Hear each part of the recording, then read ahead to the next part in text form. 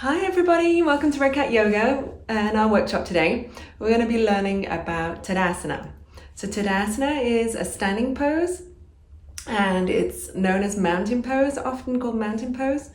And it's a foundational pose which is so important in your alignment and posture, and also translates to so many different yoga poses. So all the things we'll be learning today you can use in so many yoga poses, because it's teaching you to stand. Yeah, we stand every day, but we kind of stand wrong, or we sit more, and that makes our posture rounded. When we're driving or typing, we're all rounded over, and Tadasana helps us to learn to align our body, to engage our muscles, and to reset. So I'm really excited to show you this today. You can do Tadasana anywhere, well, within reason. You can do Tadasana anywhere. You could do it while you're standing waiting in line at a grocery store or supermarket, or you could do it just during your day, stand up maybe in your office or wherever you are. In the morning, it's a great way of engaging all those muscles and getting ready for the day. So I'm really excited to show you how to do the standing pose, mountain pose, properly. Okay, so here we are. It's standing pose. So we stand a lot. As I said, we stand all the time. How difficult can it be? Well, it's not difficult, but we do tend to shift ourselves naturally, and it might feel okay for our body, but really we want to bring our posture back together. First of all, we're going to check in with your own posture and see how you're doing. You might want to be in front of a mirror for this. I know we don't use mirrors a lot in yoga, but if you want to stand in front of a mirror, it will give you some feedback as to where you should go. So I just want you to kind of shake everything out and just stand. So, all right, what happens? Well, a couple of things happens to me for sure. It doesn't look very good, and you can see it immediately as soon as you see it in the mirror, but my shoulders are slouched, I'm kind of pushing down into my hips, and I have got more weight onto this right leg. Also, my feet are kind of just there. They're supporting me, but I feel like my weight's in my heel.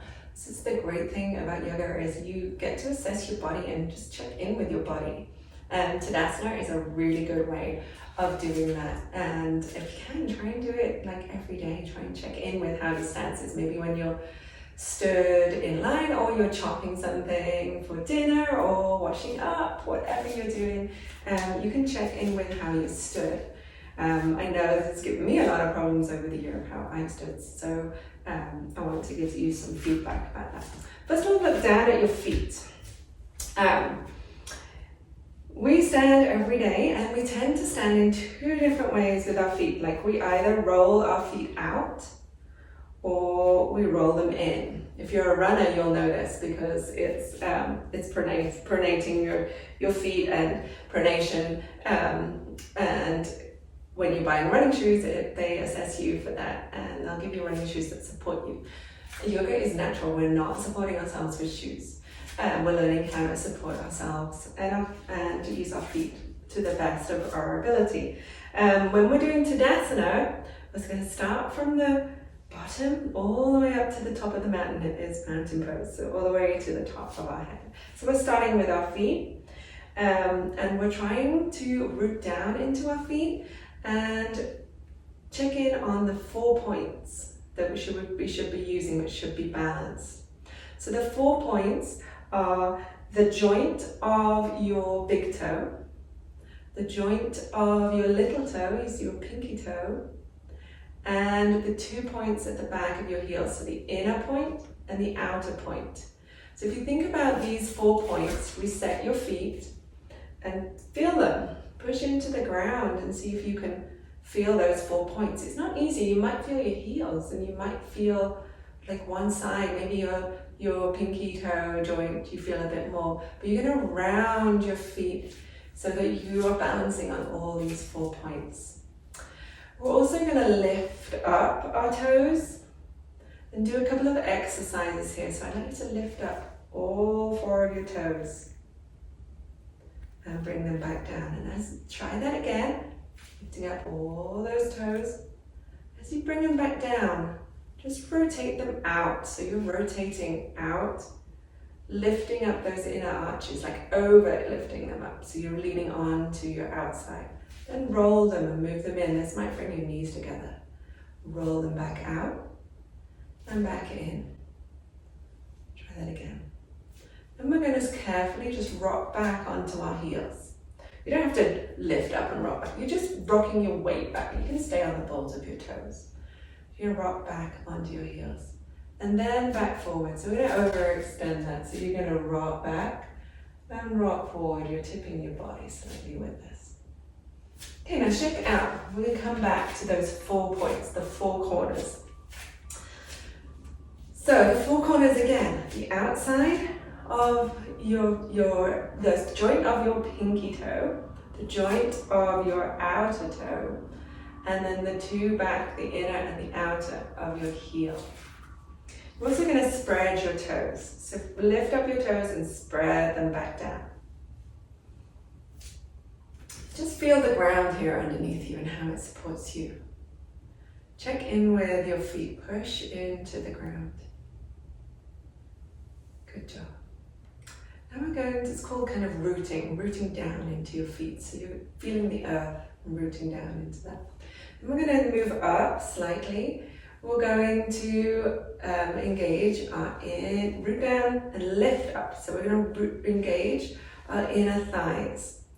How do you do that? Well, you're going to kind of roll them in slightly and then push your hips down. So you're kind of rolling your hips out and then pushing them back in. So you're engaging those.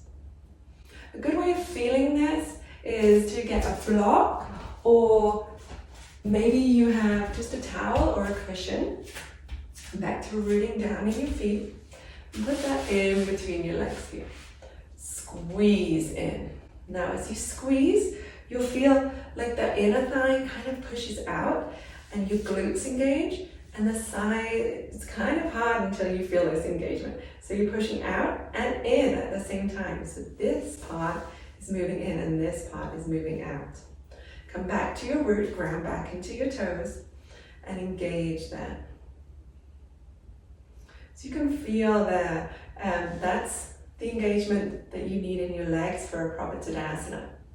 You've probably noticed that you've scooted in your pelvis as you're lifting this. So you're scooting your pelvis up. It's kind of neutral, but you're pushing it up. Your pubic bone is kind of moving up here. So you're tilting your body up. So from the ground, we've rooted our toes. We've engaged our thighs and we've lifted here. So we're pushing our hips slightly forward and our pelvis back, engaging our stomach. Okay, if you have this here, you can leave that here. I'm going to take it away so I can show you some more. Okay, so we've rooted down, we've engaged our thighs, roll them back and in. We're coming up to our pelvis and our hips. We've tilted our pelvis, so our pelvis is like this. Often we're stood like this, tilting the pelvis forward. And we're really engaging that core to make a straight spine. So rather than how we're maybe on the computer, we're opening up that front, engaging the spine, tilting here, pushing down into our rooted, grounded feet. And almost we move up, we're going to lift our spine like a string is pulling up our mountain, growing our mountain, top of our heads, pulling it up. So our whole spine is straight up to our head. Our chin, let's check in with our chin because sometimes our necks roll around too. So sometimes we move our head to one side or the other. You're going to bring that over your whole spine. So you've got a nice straight head all the way down. And check in with your chin. I don't want you to be bringing any tension in here to your neck by moving your chin down. Your chin should be parallel with the mat, so you're looking forward. All right, moving back down from our chin to our shoulders. We're going to roll our shoulders back. Okay. So So what we're looking for here is, as we roll our shoulders back, we don't want to push out our stomach. This sometimes is what happens. That's not what I want. It's just a gentle tilt. You're going to keep that engagement all the way that we've just said, all the way from our feet up. And as we move our shoulders, roll them back, they're coming down to greet our body. So instead of rolling and moving the whole of our body, I'm overcompensating here. You can see you just keeping that engagement, that pelvis is tilted, and you're rolling those shoulders back. Then your gaze goes ahead again. All right, so what can our hands do? Well, our hands are by our side. They can face outwards or they can face towards you. So that doesn't matter. You do have some strength in those arms. You're not letting them flop because then our shoulders flop. With that engagement of the shoulders, we're engaging all the way down our hands. So it really is a full body movement, this mountain pose. Everything, broadened your shoulders, you've engaged all the way down. And let's check in again with a couple of things that we can do to test our Tadasana and to move around in it a little bit. Even though we're keeping everything aligned and straight, we can play around with our arms. So from the side, it looks like this. You're coming back, rooting down, everything's engaged, thighs are engaged, coming up, tilting our pelvis, our shoulders are back, we've opened up. We can take our hands behind us. Now then again, there is this movement that happens sometimes. I want you to keep the engagement in your stomach. But here I want you to feel your shoulders, strong in your shoulders. And then let them go, bring them by your side. So that same strength that we felt from our shoulders down our arms, I'd like you to keep that in your regular Tadasana. Another way you can play around with Tadasana is, I've been keeping my feet hip length apart, which is a really good foundation to keep. You can bring your feet together. So try that and see how that brings. Maybe even you can engage between your thighs like you did with your block. See how that feels different. Maybe it makes you tilt onto one leg or another. That's something that the awareness of our body that yoga is bringing us, is our awareness. We can feel, root back down into the four corners, the 4 points of our feet. Maybe wiggle your toes, check you're not moved on to your big toe. It's the joint of your big toe, the ball of your foot that we're wanting you to move to. This foot posture that we're learning today is so useful for all of our balance poses, for any of our foundational poses, for every pose in yoga.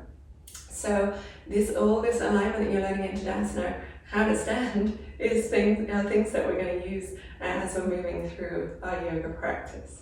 So very important.